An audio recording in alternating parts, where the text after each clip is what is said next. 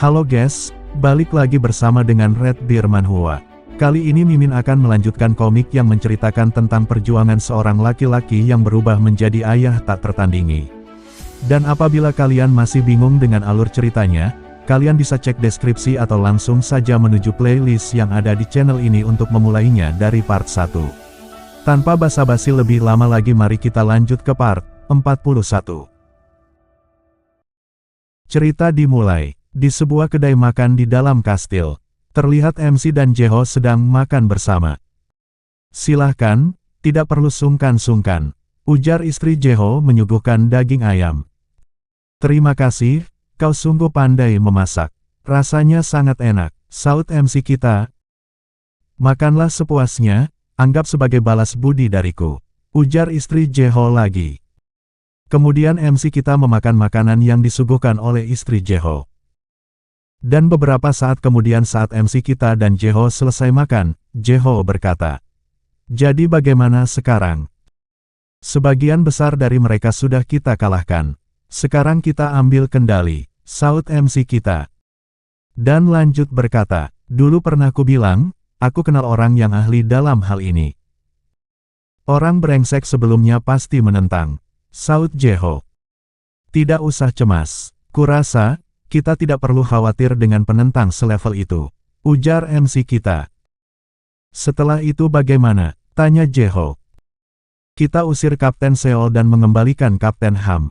Dia tak tergantikan," ujar MC kita. "Memang iya sih, tapi," saut Jeho yang nampak memikirkan sesuatu. "Apalagi yang kau cemaskan?" tanya MC kita. "Bukannya cemas atau apa," ujar Jeho. Yang kemudian terdiam sejenak berpikir akan sesuatu. Lalu kemudian Jeho berkata, "Maukah kau mengajariku bela diri?" Mendengar hal itu MC kita berkata, "Kau kesambet apa? Kenapa sekarang?" "Kudengar kau berlatih tanding melawan wakil kepala naga bela diri," ujar Jeho.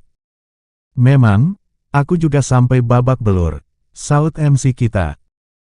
"Meski tidak melihatnya langsung, tapi dari caramu menangani orang-orang itu, sangat jelas sekali kau jauh di atas level kami," ujar Jeho. "Karena itu, kau ingin belajar dariku?" tanya MC kita. "Kalau memang boleh, tapi bukan hanya aku seorang," ujar Jeho. Yang kemudian lanjut berkata, "Bolehkah yang lain juga? Kau tahu sendiri, hanya beberapa orang saja yang belajar bela diri dengan benar. Itu pun tidak sebenar bela dirimu. Mengajari sih, bisa saja. Tapi bela diriku bukan yang bisa dipelajari begitu saja," ujar MC kita. "Mana ada bela diri yang tak bisa dipelajari? Kecuali kalau itu memang rahasia sektemu," saut Jeho. Bukan itu maksudku, tapi metodenya. Aku ragu mereka bisa bertahan," jawab MC kita. "Kami sudah menahan diri dalam urusan ini. Kami paham seberapa beratnya latihan," saut Jeho lagi. "Bukan begitu, kalau mau mencoba, boleh saja sih," ujar MC kita sambil tersenyum menggaruk kepalanya. "Aku sering dipanggil orang jenius waktu muda," saut Jeho. Mendengar hal itu istri Jeho berpikir dalam hatinya, "Suamiku terlihat gagah sekali waktu membujuk." Kemudian chapter beralih beberapa waktu kemudian. "Pukul. Tendang. Ah," ujar Jeho yang terpental kesakitan. Terlihat MC kita yang sedang melatih rekan-rekannya bela diri. Kemudian salah seorang rekan MC kita yang berkumis tipis berkata, "Bukannya kau mau mengajari kami? Kenapa malah memukuli? Noh, bilang saja kalau tidak mau mengajari kami." "Sudah kubilangkan, aku ragu kalian bisa bertahan," saut MC kita tersenyum canggung. "Apa kau juga dipukuli begini?" tanya Jeho yang bangkit. Kemudian MC kita berkata, "Ini masih belum seberapa, kita belum masih ke tahap latihan. Daging dan kulit kalian harus beradaptasi dulu. Kalau begini saja sudah banyak mengeluh, menyerah saja." "Aku tersiksa setiap harinya," ujar MC kita yang kesal mengingat pelatihannya. Semua rekan MC kita terkejut diam mendengar hal itu. Kemudian MC kita lanjut berkata, Badan kalian masih belum siap. Ayo kita belajar memakai tubuh kalian dengan benar. Tidak, ayo kita bentuk tubuh kalian dulu. Apanya yang mau dibentuk? Saud Jeho. Otot seperti ini, ujar MC kita sambil mengangkat satu kakinya. Shin beralih kembali kepada Sohyun yang bersama kakek penyapu jalan. Kakek penyapu jalan melakukan gerakan untuk menyapu dengan cepat sehingga membuatnya terlihat seakan menjadi banyak. Dan kemudian diikuti oleh Sohyun juga yang dapat melakukan gerakan seperti itu. Dan beberapa saat kemudian terlihat kakek tua penyapu jalan dan Sohyun selesai melakukan pekerjaannya. Kemudian kakek tua penyapu jalan berkata, "Sekarang sempurna. Aku sudah paham prinsip pengosongan." Saud Sohyun. "Sudah tak ada yang bisa kuajarkan lagi padamu," ujar kakek tua penyapu jalan. "Berarti aku harus berterima kasih pada kakek karena mengajarkan banyak hal." Saud Sohyun. "Bagaimana belajarmu dengan master lain?" tanya kakek tua penyapu jalan. "Melihatnya menarik sih, tapi kakek menyuruhku tidak melatihnya kan?" jawab Sohyun. "Tidak penasaran alasanku bilang begitu," ujar kakek penyapu jalanan. "Aku percaya pada kakek," saud Sohyun. "Apa maksudmu?" tanya kakek tua penyapu jalan lagi. "Aku mengakui kakek sebagai yang terbaik di dunia," saud Sohyun. "Dasar monyet kecil, aku sempat bingung sendiri karena kau berkata sangat jujur," ujar kakek tua penyapu jalan yang mencubit pipi Sohyun. "Hehehehe," saud tawa Sohyun. Kemudian kakek tua penyapu jalan berpikir dalam hati. "Andai saja kau lebih sedikit pelan. Andai saja kau seperti itu." Kemudian kakek tua penyapu jalan lanjut berkata, "Jangan lupa dengan janji kita. Aku tidak ingin melakukan apapun kok. Melihat kakak-kakakku berlatih saja sudah cukup," saud Sohyun. "Bagus, pelajari saja apa yang kuajarkan," pungkas kakek tua penyapu jalan. Kemudian chapter beralih sedikit kepada Gung Hyun dan Gung Myung yang sedang berlatih diawasi oleh Chun Il-sang. Gung Hyun dan Gung Myung melatih jurus tombaknya dengan seksama dan bersemangat. Chun Il nampak memperhatikan dengan seksama, yang kemudian terkejut saat Gung Hyun dan Gung Myung melatih tebasan tombaknya. Dan terlihat pancaran energi Ki menyelimuti tombak Gung Hyun dan Gung Myung. Melihat hal itu Chun Il-sang berpikir dalam hati. Kenapa mereka sudah bisa menaruh kiringan pada tombak? Dan beberapa saat kemudian lamunan Chun Il-sang terpecah saat Gung Hyun dan Gung Myung berkata, "Selesai master pertama." Mendengar hal itu Chun Il-sang berkata, "Peragakan bagian akhir dari tombak Hoyeon lagi." Mendengar hal itu Gung Hyun dan Gung Myung serempak melakukan dan mempraktekkan gerakan terakhir tombak yang dilatihnya. Melihat hal itu Chun Il-sang kembali berpikir dalam hati. Aku tidak salah menduga dan tidak salah dengar. Mereka memakai kiringan, tapi siapa? Apa naga terbang itu yang mengajarkan? Pendopo dan sekolah punya rahasia masing-masing, jadi anak-anak tak bisa kutanya. Punya master gabungan begini terasa tidak benar. Tapi melihat mereka begini, sangat ingin kuajari. Setidaknya aku perlu meluruskannya. Meskipun naga bela diri bilang, kian hari mereka akan ingin belajar Hon Won Gong seiring perkembangannya. Gerakan kaki dan pelayanan terbang bukanlah yang terbaik. Tapi bagaimana dengan penghancur pedang berat? Bukankah sebaiknya mengajari mereka mengumpulkan ki dulu sebelum pergerakannya? Kemudian Chun Il-sang berkata, "Gung Hyun, Gung Myung." "Siap master besar," saud Gung Hyun dan Gung Myung serempak. Kemudian Chun Il-sang lanjut berkata, "Divisi kami mungkin mengenalkan bela diri yang sedikit membosankan, tetapi tidak boleh diabaikan. Kalian harus memiliki pondasi yang kokoh dalam segala bentuk bela diri. Mula-mula kalian harus punya kuda-kuda yang kuat agar tidak gampang goyah." "Menarik kok master besar, tidak membosankan kok," ujar Gung Hyun dan Gung Myung. Yang kemudian Gung Hyun dan Gung Myung lanjut berkata, "Justru lebih seru dari latihan di rumah ya kak.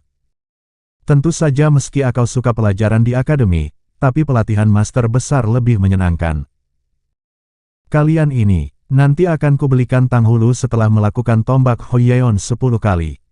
Ujar Chun Il-sang dengan tersenyum. Siap, saut Gung Hyun dan Gung Myung.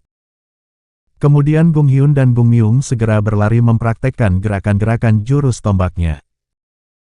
Melihat hal itu Chun Il-sang berpikir dalam hati, aku harus mencari tahu, dari mana kiringan itu berasal. Scene beralih di markas geng bandit lainnya yang telah diserang oleh MC kita yang sedang menyamar. Terlihat anggota geng bandit banyak yang terkapar pingsan. Brengsek, padahal ada orang yang kerja 20 jam sehari demi dapat satu ruang tempat tinggal. Ujar MC kita yang melihat markas geng bandit. Kemudian MC menoleh ke satu orang bandit yang tersisa yang sedang duduk sungkem kepada MC kita. Lalu MC kita berkata, seberapa banyak kalian memeras orang? Tidak segera menjawab, anggota geng bandit itu langsung ditempeleng oleh MC kita. Mendapatkan hal itu anggota geng bandit berpikir dalam hati. Apes sekali hari ini, awas saja ini, gumamnya dalam hati yang sedang bersujud terkena tempeleng MC kita. Bangun, ujar MC kita. Kemudian dengan cepat anggota geng bandit itu berdiri tegap. Lalu MC kita lanjut berkata, kenapa kau bengong? Mencari cara membunuhku. Mau ku beri pedang? Mau mencobanya? Tidak, saut si botak anggota geng bandit dengan lantangnya. Bagus, jadi berapa banyak tempat seperti ini? Tanya MC kita. 4 termasuk kami pak, jawab botak anggota geng bandit. Berapa anggotanya? Tanya MC kita lagi. Sekitar 300 jika disatukan, jawab botak anggota geng bandit. Kemudian MC kita berkata, banyak juga. Kupikir sudah terkikis setelah membersihkan 10 tempat. Banyak sekali orang yang menghisap darah orang lain. Sisanya tinggal yang besar, saut botak anggota geng bandit. Kemudian MC kita merangkulnya dan berkata, kita percepat saja deh. Mana yang terbesar? Organisasi bernama Tri-Kill Faction, mungkin merekalah yang terbesar di sepenjuru Sichuan. Saut botak anggota geng bandit yang agak ketakutan. Tri-Kill Faction, tanya MC kita. Bahkan mereka punya Master Murim, jadi tidak cuma bergantung pada kekuatan seperti kami. Ujar botak anggota geng bandit. Master Murim, bagaimana kau mengenalinya? Tanya MC kita. Jika mereka bisa terbang dan menghasilkan angin dari tangannya berarti Master Murim kan. Setidaknya pelajar bela diri, ujar si botak anggota geng bandit. Mendengar hal itu MC kita berpikir dalam hati. Terbang dan menembakkan udara, itu sih bukan sekedar anak manja. Kemudian scene beralih beberapa waktu kemudian. Terlihat MC kita sedang serius membaca kitabnya di halaman rumahnya ditemani mbok pengasuh yang sedang menjemur pakaian. Mbok pengasuh yang menjemur pakaian melihat MC kita begitu, berpikir dalam hatinya. Tumben sekali dia membaca buku. Di sisi lain MC kita yang membaca kitabnya berpikir dalam hatinya. Kampret, aku masih tidak mengerti seperti dulu. Ujar MC kita yang kemudian berpikir dalam hati. Sejak kapan aku belajar dengan kepala? Belajar dengan tubuh. Beberapa saat kemudian terlihat mbok pengasuh yang sedang menjemur pakaian terkejut melihat MC kita. Mbok pengasuh melihat MC kita melakukan gerakan aneh di atas meja. Kemudian saat MC kita melakukan gerakan aneh lainnya mbok pengasuh berpikir dalam hati. Dia sampai gila saking kesepiannya. Di sisi lain, MC kita yang melatih gerakannya berpikir dalam hati. Posenya aneh sekali, selain itu juga kurang nyaman, karena memakai otot yang jarang dipakai. Otot yang jarang dipakai. Otot yang tidak kupakai selain pelatihan tertentu. Gumam MC dalam hati yang sadar akan sesuatu. Hingga beberapa saat kemudian, MC kita masih melakukan gerakan aneh. Dan kemudian berpikir dalam hatinya, ini, jika hanya berpose seperti ini. Tapi sebelum itu, ketidaknyamanan itu apa? Ketidakbiasaan itu apa? Kupikir bisa tahu segalanya saat berkaitan dengan tubuhku. Apa ini otot dalam, lalu juga? Bukan pusatku, Tapi apa Neigong sudah berakar di dalam otot. Kemudian MC kita berdiri di atas meja dan berpikir dalam hati. Tidak usah mencemaskannya, aku bisa mengujinya saja. Scene beralih di sebuah tempat. Terlihat seseorang berlatih dengan pedangnya. Orang itu adalah ketua organisasi Trikill Faction Ilsal berjuluk Veskill, Fayun. Kemudian saat Ilsal menyelesaikan latihan dengan jurusnya mampu membolongi kayu latihan. Tiba-tiba seseorang datang dan berkata, "Kakak." "Datang juga," saut Ilsal yang melihat adiknya yang bernama Samsal datang. Kemudian Ilsal berkata, "Apa kau sebegitu sibuknya sampai tak pernah muncul?" "Banyak hal yang sedang terjadi," saut Samsal. Ada apa?" tanya Ilsal.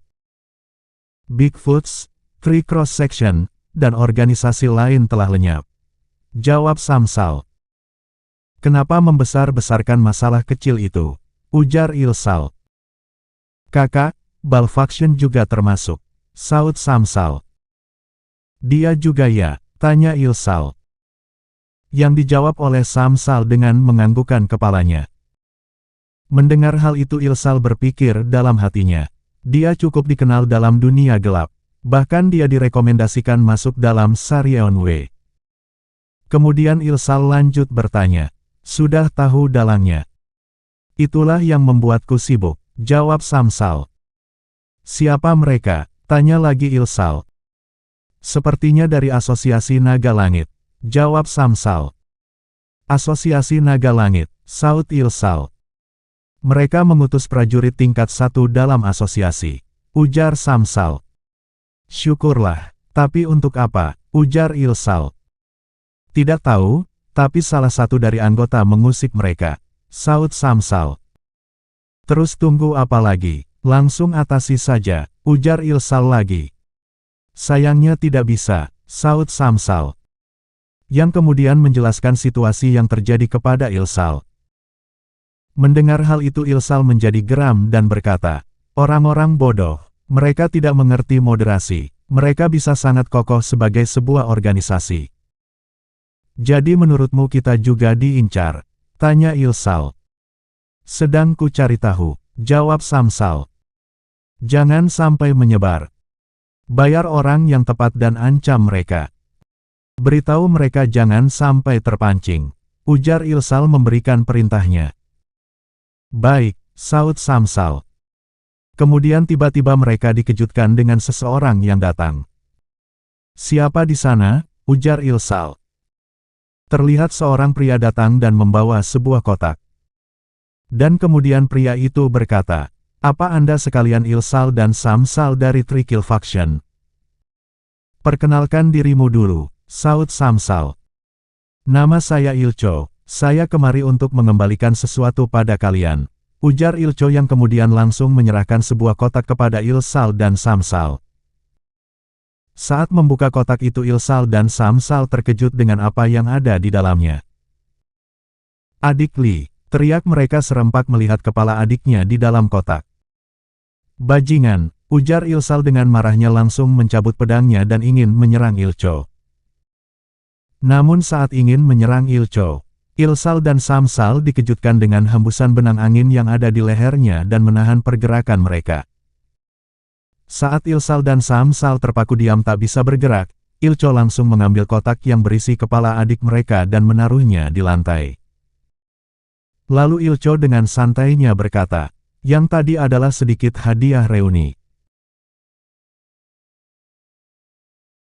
Sekian untuk episode kali ini, jangan lupa subscribe untuk update video-video terbaru dari Mimin, dan juga bantu share biar channel ini berkembang dan membuat Mimin semangat. Sekian dari Mimin, wassalamualaikum warahmatullahi wabarakatuh, and see you next time.